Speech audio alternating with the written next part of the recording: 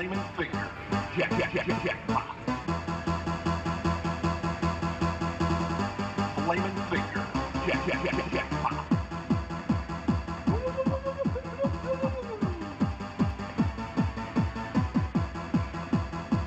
Flamin Finger. Hello, everyone, and welcome to One Control Port Podcast, episode 221. I'm Benjamin Yoder, here today to talk to you about video games. I actually have video games to talk about, surprisingly, since when I was on my trip, if you didn't know, I was out of town. I went to Big Bear Lake up in California just for like a family trip thing. So I did not get to really play that many games. I played a little bit of a game my nephew was playing called Unrailed. I didn't really get to play a ton of it, but basically it's like a little kind of Minecraft on rails auto-scrolling kind of game where you kind of go and mine wood and stone to build a train track for this train that's constantly moving. So if you ever played like Blast Corps on the Nintendo 64, it's kind of similar to that, except for you're building a track rather than like destroying the buildings in front of it. So it has to have a path to get to, otherwise the mission's kind of forfeit. That seemed kind of fun, but the biggest trouble I saw initially, again, I played very little or put very little time into it, was just there wasn't really I couldn't really find the incentive to kind of push forward outside of just seeing some of the new environments over the course of time. I'm not sure how long it takes to get between the different environments. I think it probably took us maybe like 20 minutes to get through the first like ecosystem initially. But yeah, it seemed fun enough, but I didn't really spend a lot of time with it to say anything super definitive about it. But if you want like a 4-player kind of like Minecraft-y kind of thing that's not really Minecraft, more just like has a crafting element to it, maybe more than anything, that was like a fun little thing. And then also, I think as per usual with at least my family get-togethers, is Jackbox. I'd imagine Jackbox is pretty standard across the board for most get-togethers, at least with people who are somewhat interested in video games, but maybe not like into more traditional video games. I think Jackbox is a very good game, but at this point, I think I've played so much Jackbox, and like they usually are kind of a variation on a theme, and I don't find a lot of like value in those different variations. I think they're clever in like taking rules and kind of refitting, different things the user can do around those rules. But I just didn't really, I don't know. I just have a really hard time really getting to Jackbox games at this point. There's definitely some social value to it. It's fun to like kind of converse with the people, see what kind of drawings they do and things like that. But at this point, I think I've been Jackboxed out over the last 10 years, I feel like at this point. It's been a long time that Jackbox has been out around and about. So yeah, and that's really all I played on the trip. So I didn't really do too much other than just kind of talk with family. One thing I did spend a little time thinking about, actually. So I didn't really work on the any kind of videos either, unfortunately. So still no real updates on that. But one thing I did do was I started thinking a little bit about 4K capture. So if you don't know, right now I capture everything in either 720p or 1080p, depending on what the game's resolution is. If it's like a 1080p game, I'll just go and capture it in 1080p. If it's a game running at 720p or below, I just capture it at 720p. Main reason I capture it at 720p is just to save on space kind of thing. So at this point, like what I have setup wise works for that for the most part. If you don't know, 480p games in particular don't always upscale super well into 720p just because there's stuff that happens in terms of, hey, the number 480p doesn't work or like perfectly fit into 720 or 1080 kind of thing. So basically the TV has to do some work to kind of like figure out what the image is going to actually look like, or the upscaler in the case of like a FrameMeister. They have to kind of work on the image to kind of figure out what this image should display as when it comes out the other side, essentially. I will note before we get too deep into this, I'm not really super technically savvy on a lot of these things. So if you're like, hey, that's not how this actually works, then I'm sorry. I am not super up on this, so again, don't take this as like 100% truth or anything, but this is my understanding of how that works. So basically it kind of refits the image to the frame. One thing that I was noticing coming up, and I did like visually see a difference as well, is looking at ZFG, who does the Ocarina of Time speedruns. He's one of the major players there. He recently got a new PC and started streaming Ocarina of Time in 4K. Let me kind of roll that back. He got a 4K capture card, and I don't know if he's capturing in 4K, but he's streaming in 1080p. But one thing I noticed was that his video quality did see a significant bump between 720 and 1080.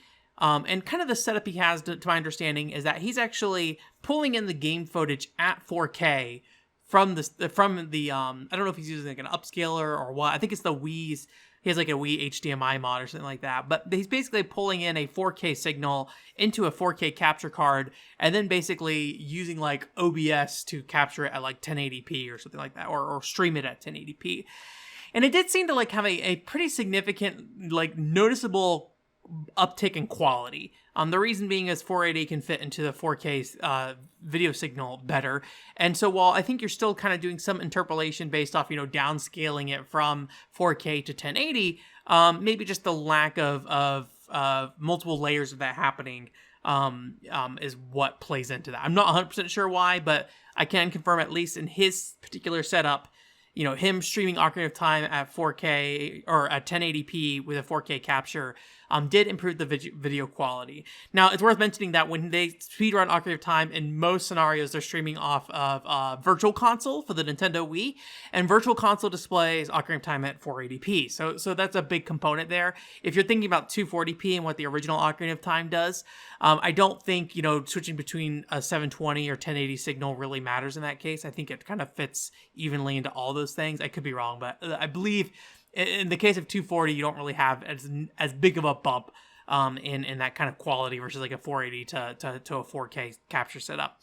So it did make me think a little bit about what components I would need to switch out of my system to potentially go for that kind of setup if I wanted to consider it. One big benefit of capturing in 1080p rather than 4K is that I will save a lot on space. Capturing footage for a lot of video games takes up a lot of space, and I have not gotten to the point yet where I have started deleting footage. So that is something that will probably eventually happen, where I have to sit there and kind of pick and choose what I want to keep, or at least, pare down gameplay. I have like 350 gigabytes of Happy Dance Collection gameplay, and I probably don't necessarily need that, right? But it is something that has maybe considered going that route, because I will be able to just capture at 1080p, which will be bigger than the 720 I capture for older games as is using my FrameMeister, but it will be not as big as 4K at the very least. So the big things that I would need for me to switch out is I need to switch out my FrameMeister. I'd probably get a RetroTink. I believe the RetroTink 5X has 4K support. I need to double check on that. The other thing is the OSSC is a option for 4K as well, so I could look at those two options and see. The big thing about the RetroTink 5X is that it seems to not have that issue with switching between different resolutions, so we wouldn't have the problem of like losing out on beginning of cutscenes or like loading back into gameplay and losing like the first second or so of gameplay. So that is like a big benefit. I would also need a 4K capture card. Right now I have a Live Gamer 2 from AverMedia. I don't believe it has 4K support. I'm pretty sure it is 1080p only. I'll need to double check on that, but I believe that is the case. So I need to look into a new capture card. And then when you're capturing, or rather when you're pulling in a video signal at 4K and then capturing in an OBS at 1080p, I'm not sure how much more intensive that would be on a graphics card versus just capturing, at 1080p through any other signal type coming through. I don't know if it's the same load or if it's a different load or what. But it is something that I can maybe consider, or like having to actually look at my PC and seeing if I would need to upgrade it. On the bright side, getting like a RetroTink, I would get a benefit out of that upfront immediately from just not having that resolution swapping.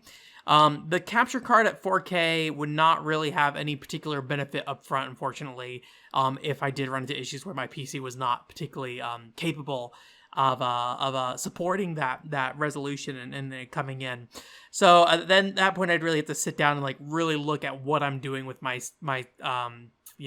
PC, what's out there. I think you're all aware at this time at least, hardware components are not particularly cheap. So that would be a real concern for me.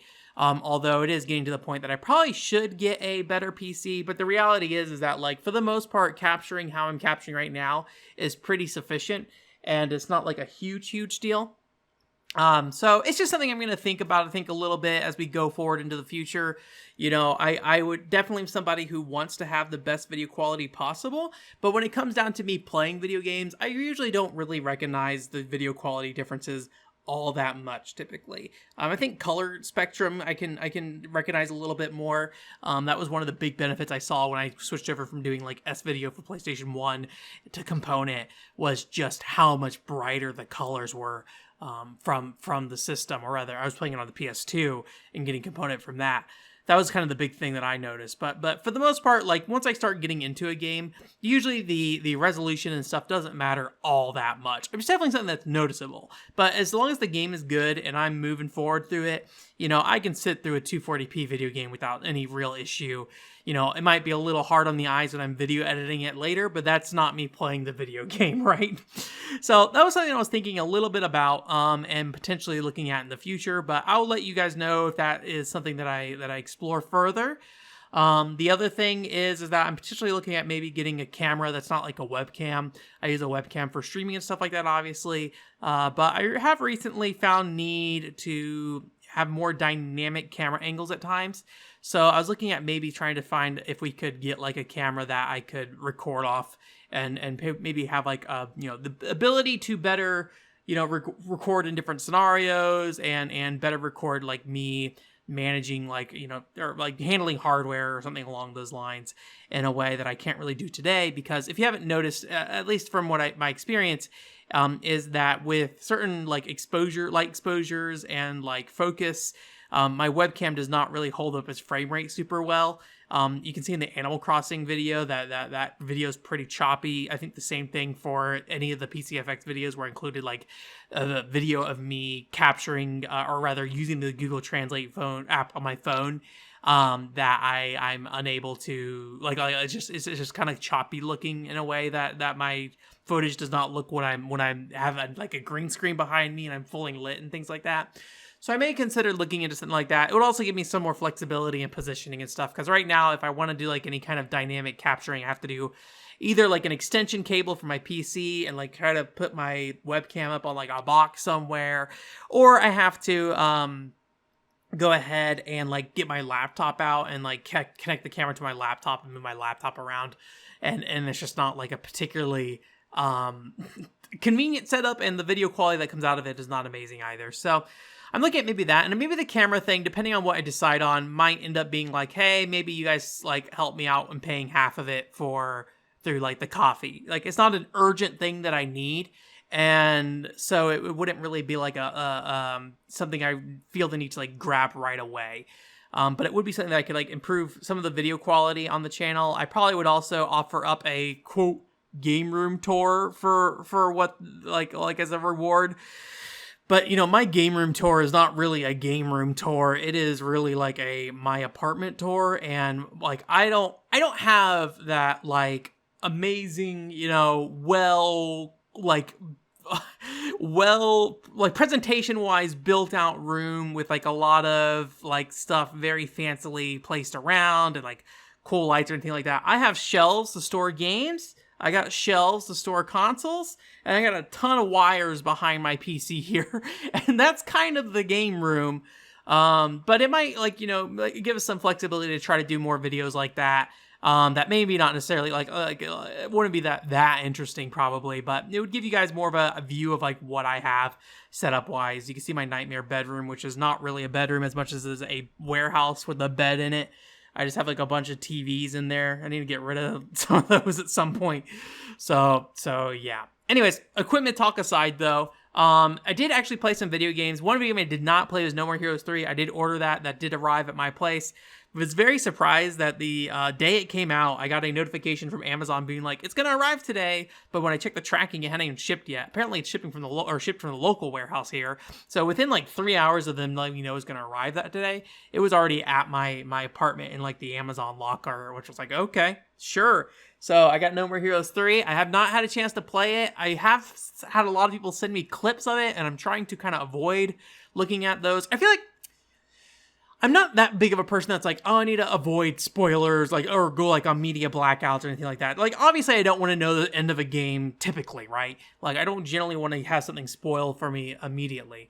But I'm somebody who generally likes to like, I don't stress too much about it. Like, I don't go on Twitter and like, or hide from Twitter or like block words or anything like that. I'm like, okay. For No More Heroes 3 in particular, though, I feel like No More Heroes and maybe Suda51 games in general, maybe I should say Grasshopper games in general, are games that I want to be surprised by usually, just to kind of see what's going on and what kind of weird stuff they present up to you up front. So I've had a lot of people sharing stuff with me from No More Heroes 3, but I've been largely ignoring it just because I don't really want to, get the bulk of that game up front and then, kind of dig around in the rest of it afterwards. I'd rather kind of experience it for myself. I'd like to play No More Heroes 3 sooner rather than later. I did not get a chance to play it this weekend. But yeah, we'll see. Hopefully that'll be somewhat soon. I have a couple video ideas that wouldn't require me to play too many video games, at least in depth. So it could be that I kind of take some time to play through No More Heroes 3 while I work on some other video ideas that don't necessarily require me to be invested in a particular game at a time to do so. What did take up my time this weekend is that since, after that trip I had my family in town for a little while, so we did go to a couple of arcades.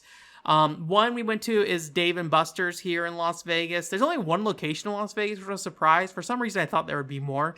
But yeah, I went to the Dave & Buster's there. We played a handful of things. I was there with my nephew, and he's like a 7-year-old kid, so like some of the stuff we played would be things I would not typically play, but hey, that actually kind of makes it somewhat interesting because I'm playing titles that I would not really go out of my way to spend time on typically. So one being Minecraft Dungeons, which honestly, Minecraft Dungeons on console looks fine. I was not aware that there's a Minecraft Dungeons arcade game. And more interestingly enough, it actually is a card game. So, it's kind of like Injustice where it'll go ahead and print out cards for you. It's not like account-specific cards, so it's not like a Tokadol or iCots or anything like that. You basically get like weapon cards and cosmetic cards, and you use those weapons and cosmetics to basically equip your character in game. Then you go on dungeon runs, and then as you go through the dungeon runs, I'm not sure if you earn cards through completing the dungeons, but you at least earn cards from continuing. They'll spit you out a card every time you pay money, basically. So you go through a dungeon, you can collect these like little green crystals, and when you click green crystals, they like power up your weapons and things like that. Apparently, mechanically, it's actually pretty significantly different from the console version of Minecraft Dungeons. So my brother-in-law was saying he played it with my nephew extensively, the console version. So in his explanation, at least, it seems like it made a lot of sense that it was kind of this own unique experience, but it just kind of used the cosmetics and framework of what Minecraft Dungeons was on console and applied it to a console release or to an arcade release. So that was a fun little thing. I think there's something that I could be desired about the controls. It used I believe an analog stick or not analog stick, a joystick for you to move around. But there's 3 buttons for you to either melee attack, use a ranged attack, or dodge. And for some reason, the dodge being the center button between the 3 buttons threw me off. Like, for some reason, I really wanted the dodge to be on the left button. My thumb was like, I want to dodge with my thumb. So, obviously, you can't really remap the controls in the arcade, but I thought it was kind of surprising that threw me off so much. I imagine, if I spent enough time playing Minecraft Dungeons, I would kind of figure it out. We also played a bit of Centipede Chaos, which is basically like an updated version of Centipede using voxels. And so it has like basically kind of your like power-ups and stuff you can collect. So you get like a spread shot, laser shots, bombs, things like that. Things you kind of expect from maybe like a shooter in terms of power-ups you can pick up on the ground, but a bit more like surface level because it is a game that is very much intended for like short bursts of play. I think you can have up to 4 players. It's a widescreen setup, and like Centipede, it's a board where the centipedes come from the top and then various bugs come from the top as well. There's also some boss fights. The boss fights are pretty straightforward. They just kind of go back and forth left to right, and then they'll throw like little minions at you, and then occasionally they kind of dash down at you and deal damage. But in a very like arcadey kind of cheap win or cheap loss kind of way. Some of the last boss in particular, which is a 1-life boss, you actually cannot continue with it. It is a boss that tackles very quickly. So you will, I don't know. I did not play it enough to know what the strategy could end up being, if you could learn the pattern or what. But I just was like basically completely smashed into the wall without much of a warning. It felt like on the final boss, but it was fun enough. And again, it's one of those hard things to really know the value of those games. When you're at a Dave & Buster's, it's like, what does 9 credits mean? Like, I'm sure you could do the math and figure it out. I'm sure I could Google it, figure it out as well. But it does kind of obscure like how much money you're paying for these experiences at times. Like if that was a $1 video game, which I wouldn't be surprised if it was, It probably doesn't really have the depth that I would like, but it was like a fun little thing that you can shoot, and it's based off Centipede. So if you want to like get your mom to be like, I love the Centipede, I'll play it with you, Benjamin, and then they come over and sit by you, and you're like, thank you, mama. Then you just sit there and play some Centipede with your mom. She knows what Centipede is. She'll play it. But if you're like, well, I Nitro Plus blasters, top-down shooter. I'm Sonico. I shoot cats up into the sky, and I shoot giant animals or something. Your mom's gonna be like, no, I'm not gonna play that. I don't know. Don't listen to me. One game I did play that I was actually really disappointed by, and this is something I played separate from my nephew, is Elevator Action Invasion. So I had no idea. Apparently they've been making more elevator action arcade games that are in on-rail shooting styles. I was unaware this was the thing. And kind of the gimmick of Elevator Action Invasion, at least, is that when you are in the like little cabinet or whatever, it's like a little room you kind of stand in, but like it's an open back out into the arcade. You get like a gun, like a Uzi, I believe, and there are actual physical elevator doors that open and close in front of the screen. There's a few different things about this game that I don't particularly like. One is that I'm not sure if this was a setting on the system or if there's something that was broken. The lack of force feedback on the gun shooting was like a weird thing to be missing. I understand why you wouldn't want force feedback on those guns, because sometimes those really hurt your hands over time. So I feel like a light force feedback would be better than like, nothing at all. But again, maybe it was just an issue with the controller not working. The bigger issues I have with the game are the balance. So how this game works is initially there's like a first level that's very typical on-rail shooter. You're kind of like on top of this helipad. You're walking around shooting guys. The enemies actually have quite a bit of health, and even when I was in situations where I was very effective with my bullets in a way that felt effective, at least, or like I can't physically think of I can't think of the amount of accuracy I could have had that would have made me better approach a situation. Like there's a target on screen, I immediately started shooting in it, and I hit it with every bullet.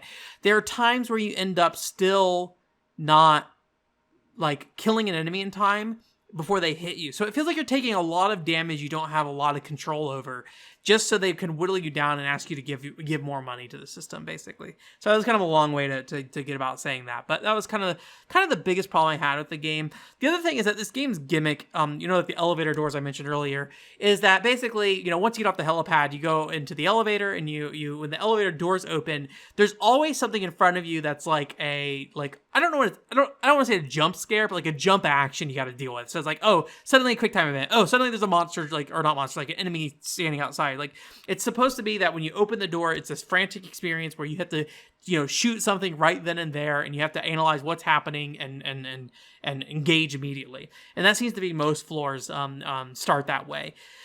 So it feels like at times with as I mentioned earlier, with like the amount of damage you just kind of soak in, unless you are like absolutely perfect at reacting, you would still take damage. Now at if it's a free play machine, I don't think it'd be like a huge deal, but being at Dave and Buster's and how much it costs, it is a pretty pricey machine, or at least I believe it was a high credit machine.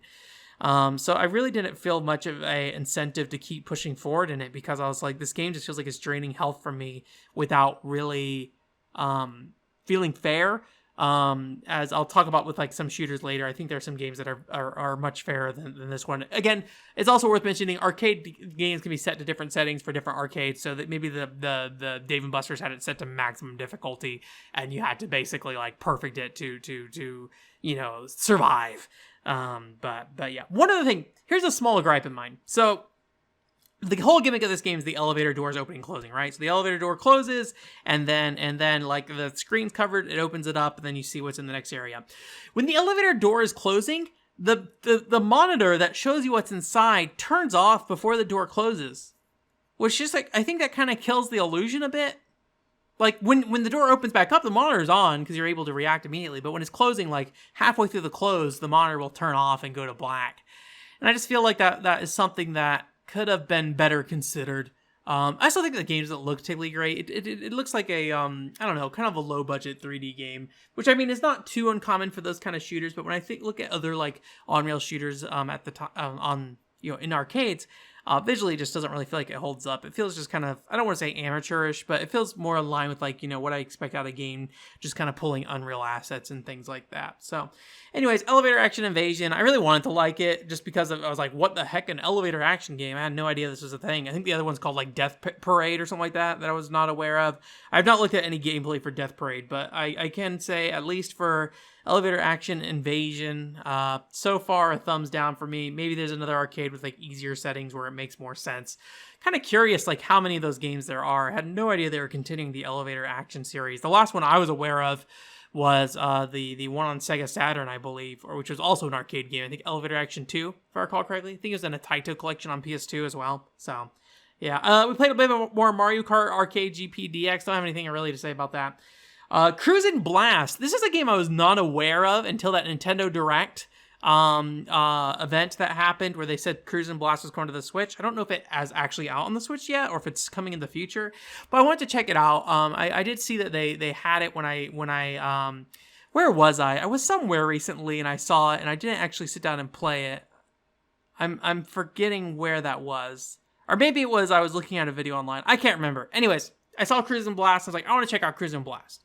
I want to see what's up with Cruisin' Blast. That game's all right. It plays very much like a cruising game, kind of going straight down a long kind of highway, and you just kind of shift from side to side, and the road automatically kind of like goes up and down and like hills, and you kind of like have a lot of like things you can interact with on the course, whether that be like animals you can run over and they explode, or like slamming into other vehicles and things like that. There's also like joke vehicles, so you can be like the London, double-decker buses and things like that. So it seems like it's just like a lot of fun. I think there's a cruising game on the Wii as well. I never played that one.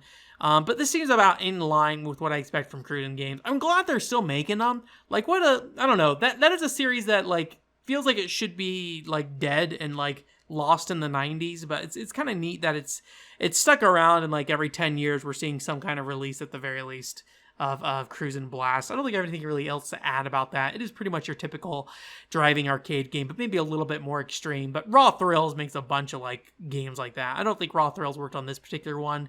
I could be wrong. It's also weird saying Nintendo's name on a racing game that's not a Mario Kart game again. And then I also played Mario and Sonic Tokyo 2020 Olympic Games Arcade Edition. I think I played the Rio event or version of this in the past. I believe it was at a Game Nest here in Las Vegas that they had the Rio one.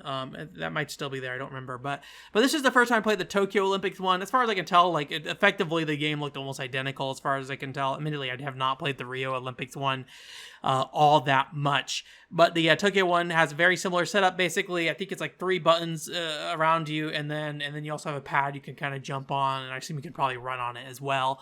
Get that active life, the active life arcade experience.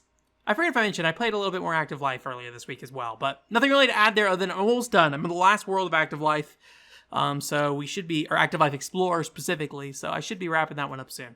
But yeah, nothing really to say on Mario and Sonic at the Tokyo Olympics 2020. I don't know why I wrote it down here, because there's nothing really new to say for that. It's mini games where you press buttons. It's fun, and I had a good time with it. On the last game on this that I played at Dave & Buster's was Namco Flamin Finger, which is like a game that's kind of like Irritating Stick, or I forget what the name is of the Nintendo 64 game where you like move the like metal bar around the like maze or whatever. It's kind of like that, but you move your finger around this maze game. It was very hard, and I was like, wow, this is a really tough game. And then a friend of mine showed me later that when you like looking at YouTube videos online, that the countdown timer, for some reason, well, for reasons of not wanting to give you tickets, speeds up significantly faster as you approach the exit of the game, or the exit of the maze. So it basically is set up for you to fail. That's not to say you can't win. I did find a video online of somebody winning. It seemed like it very much required them to have kind of a straight shot to the end. So they basically had to just go like swipe straight down, straight over, straight back up. And then that was enough to give them like, I think 0.3 seconds left on the clock for them to just kind of like dunk it and win and get the jackpot or whatever. But as a ticket redemption game, I'm not too surprised that they really tried to keep you from getting that jackpot. But it is a little, I don't know, it seems a little sleazy to speed up the timer on you depending on where you're at in the maze and the closer you get to the end. So yeah. And that was pretty much it for Dave & Buster's. I also went by Game Nest again, which if you haven't heard before, that's an arcade here locally in town. It has a lot of Japanese games. I don't really have a ton to say about that experience that I haven't said in the past. I played some Bishi-Bashi with my brother-in-law, as well as Tank, and a game called Gaia Attack 4. I'm not a huge fan of Gaia Attack 4, but I do appreciate what it's doing, because it's like a live-action on-rail shooter that kind of has like a point-blank vibe to it, because it's like a bunch of mini-games you have to do. But it's a game that you should play at least once, but I feel like the actual game design is not amazing, personally. I personally just don't find the shooting and like the events very fun, but visually it's a very fun game because it is like a real environment with these like 3D, character models or mushrooms and aliens running around, and you have to sit there and shoot them and things like that. So fun little game. The big thing we really spent time on was Time Crisis 5. I have played through Time Crisis 1, I believe Time Crisis 2, and Time Crisis 3. Time Crisis 3 I played at a Namco arcade here in Las Vegas before it shut down. But I have not played through Time Crisis 4, I don't think. So I did jump into Time Crisis 5, which actually seems to be a continuation of Time Crisis 2 specifically. That's not to say that there hasn't been ties between them. Wild Dog is still the big antagonist, and then Wild Fang, that I believe was introduced in Time Crisis 3 specifically, shows up in this game as well. But it seemed to follow the story of, I think his name's Robert and Keith, which is from Time Crisis 2, which is like the first one that really leaned into the whole cooperative element of having two players, playing side by side kind of thing. And this game specifically definitely still has that mechanic. I think Time Crisis 3 and 4 still had that mechanic as well. Again, not having played Time Crisis 4, I can't say what was 100% new here, but one thing I found really neat is that there were basically like a 2-pedal system, so you can jump between cover, so you kind of like teleport between 2 different locations, so you can kind of like flank enemies and kind of catch them off guard.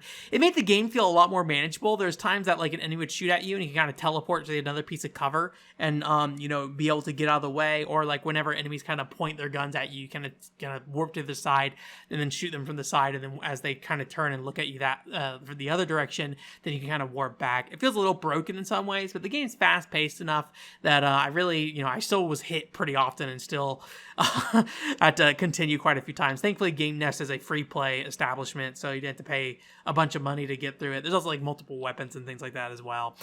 But really the standout thing about this game probably, again, have not played Time Crisis 4, but the thing that stand out to me most in this game was there's this particular battle scene where you have two characters. One of the characters like a buddy of yours who's in a fight, and then also like another character fighting against them, and it's like a melee combat. So they're like sitting there, one's got a knife, and I think others got like a sword, and they're sitting there fighting each other. So you have to sit there and not shoot your partner while that fight's going on. So you're kind of the person in the background while this whole action sequence is playing out in front of you, and the entire fight you have to sit there and try to like be very accurate to only shooting, the guy that is the enemy. And they're like all up on top of each other, jumping around, spinning around, locking blades and things like that. And at one point, like one of the guys is like your buddy guy like gets knocked down, and so it's just you and the antagonist kind of sit there fighting each other, and you're doing a gunfight. And at some point, he like runs in on like a forklift and like slams the other guy into the wall. It's pretty great scene. That's probably one of my favorite Time Crisis moments of all time, if not maybe my favorite. It was a really fun sequence of events, and if you shoot your partner, you get like minus points. Maybe you lose a life too. I don't remember for sure. So, but yeah, I had a lot of fun with Time Crisis 5. I thought it was cool that it like connected the story to Time Crisis 2. It did take me a little while to kind of realize who the characters were in this game, because it's been so long since I played Time Crisis 2. I was like, I think these are these two guys from Time Crisis 2. Like, I think that's who they were. So that was a fun little thing. The final boss fight, I think, was a little too straightforward. I don't know. I feel like Time Crisis final boss fights are rarely that exciting for me, but that particular fight in the middle of the game, oof, that was a great thing. Anyways, that was my little arcade adventure. I don't know if I prefaced by letting you know I was going to go through all those arcade games, but I played all those. so yeah, I will probably not go back to the arcade anytime soon in the near future, but I'm glad. The only arcade I might go to in the near future, if it's still open, is there's like one over that was like a Crane game specific place, I think, and it was very like pink. I would like to go down there at some point. I forget the name of it, but somebody told me about it last year, but it was like in the middle of COVID stuff, so I was like, maybe I shouldn't. And then I was like, actually, maybe I should. Maybe I should go down there at some point. But after this whole week of being with family and then going to the arcades with family, I think I'm good to... I have earned myself a homestay for now. In terms of news this week, there wasn't like a ton I want to talk about. One game that did catch my eye was Metal Dogs. I think we may have talked about this before, but I don't know if I really understood what it was. Metal Dogs is a spin-off of the Metal Max series, or Metal Saga in some cases in America. And it's like a top-down, I guess, I don't know if twin stick shooter is the right word, but you're like a dog with this like gun backpack and you run around and you're shooting things. It's apparently the game's in early access, but it looks kind of fun and cute. I'll link the Steam page in the store description if you want to see what it is, but you're basically just a dog with like a little gun pack running around. I think those Metal Max games kind of pride themselves on being a little weird. I think it's pretty common in those games that those dogs are well equipped with various cannons and guns on their bodies that they run around with. So if you want to see like armored dogs running around, that's kind of a fun little series. Check out the opening video for Metal Saga for the PS2. It's a pretty I think it probably defines what style that series is going for. Although maybe I feel like that what I've seen of the Metal Max games later on PS4 maybe not as goofy as that Metal Saga game for PS2. Another thing that was announced was that Wonderfest 2021 is going to be canceled. So if you don't know what Wonderfest is, it is a figure event in Japan. I think it is like a mix of like official figures as well as fan-made figures. So in some ways you can think of it like as the Comiket of figures in some cases. If that's not entirely accurate, feel free to let me know. Otherwise, that is just my understanding as somebody who's never been to Wonderfest. I would love to go to Wonderfest. Speaking of loving to go to Wonderfest, so they're like, it's canceled for 2021 because, stuff's happening. But they're going to go with an online event.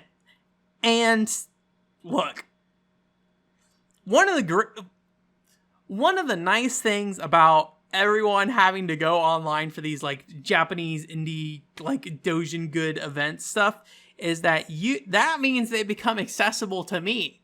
So I can get my Tokidol makeup mirror as I please. Will I use it? I'm not wearing makeup at this point in my life, but maybe in the future, I don't know. It's a mirror. I use a mirror sometimes.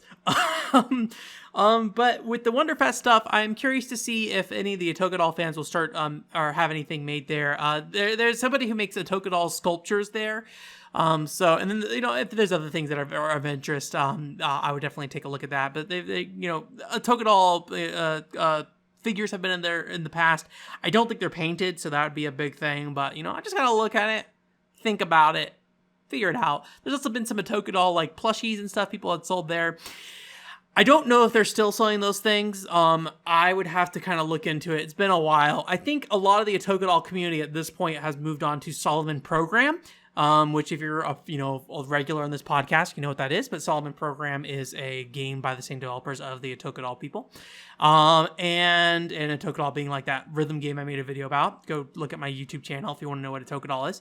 And just search a Tokidol. O-T-O. I'll link in the description. Anyways, but I think a lot of them have moved on to Solomon Program, so I wonder if we're going to see more Solomon Program kind of stuff. I saw that one of the people I usually follow who makes those figures was rendering out the little blue like mage character that has like the ice rod.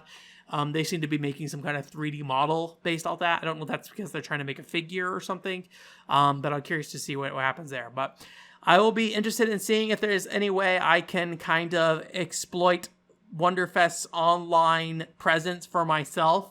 My wallet won't like that, but we'll just see. We'll see what happens. See where life takes us, right? So yeah. And then the last thing is that there is apparently going to be a short, I think, web series, or maybe it's like a TV series that just shows up in like a very small window for fitness boxing. Fitness boxing 2 specifically, apparently, getting an anime.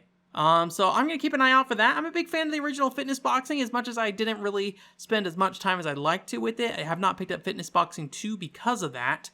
And I have a lot of extra games that I have, exercise games that I have, like the Active Life series that I want to spend more time on. And so I don't really have a great need to pick up Fitness Boxing 2 at this point. I do see there are a lot of copies out there, but they usually are still going for full retail price. So I'm still kind of waiting to see if I find a decent deal on Fitness Boxing 2. I've not really followed the sales figures of Fitness Boxing 2. I know the first game sold very well. Nintendo, I believe, published it in the US here, but in other regions, I forget who the publisher was, but somebody else published it in other regions. So I'm curious to see how it did. But that's kind of a neat thing. I'll definitely give it a look once it comes out. But giving it, I think it's like a 5-minute runtime on each episode. You really don't expect much. Also, it's an anime based off a Fitness Boxing game on the Switch. Like, what can it really be? But I do like that they're exploring those characters more. Like, Fitness Boxing, one of the cool things about Fitness Boxing is that it has these kind of definable characters. Now, it's not like they have dialogue or anything like that. They just kind of give you little encouraging little bits of text here, or voice acting here and there. And you can dress them up and put clothes on and stuff like that. So there's definitely like an element of the characters there, but they're not like, it's not like you're getting a story mode or something like that, right? You have to go to Active Life Explorer if you want story modes in your exercise games, please and thank you. The story in Active Life Explorer is not very exciting. It's basically just like, we need treasure, go get the treasure, and you go find treasure, like, good job, there's more treasure in the next land, and you do that over and over and over and over again, and they're like, oh no, it's the final land with the final treasure, go do it. So maybe there's something to happen after those little treasure bits are found, but for now, I am still just exploring for treasure in Active Life Explorer after 4-ish or so hours. So yeah, and that's pretty much it for news. I think I've kind of talked about everything I wanted to today. If you didn't see last week, the Happy Dance Collection video went up. So Happy Dance Collection is a Wii dancing game that I really enjoy. I wouldn't really say it's like it fits super well in the fitness space because it doesn't really ask for the same kind of intense momentum as a game like Active Life or Fitness Boxing. So, you definitely will work up a sweat playing it to some degree, but it's not going to be like, you sweating and like feeling tired or anything like that. It's more like maybe you could look at it as a way to get moving kind of thing. But more importantly, there's the fashion element to the game. So if you are a fan of games like Otokonal, then I would recommend checking out Happy Dance Collection. Very cool game. Highly recommend it for anyone who likes that kind of fashion as a mechanic kind of thing, like Aikatsu, like Prepara, like Love and Berry, things like that.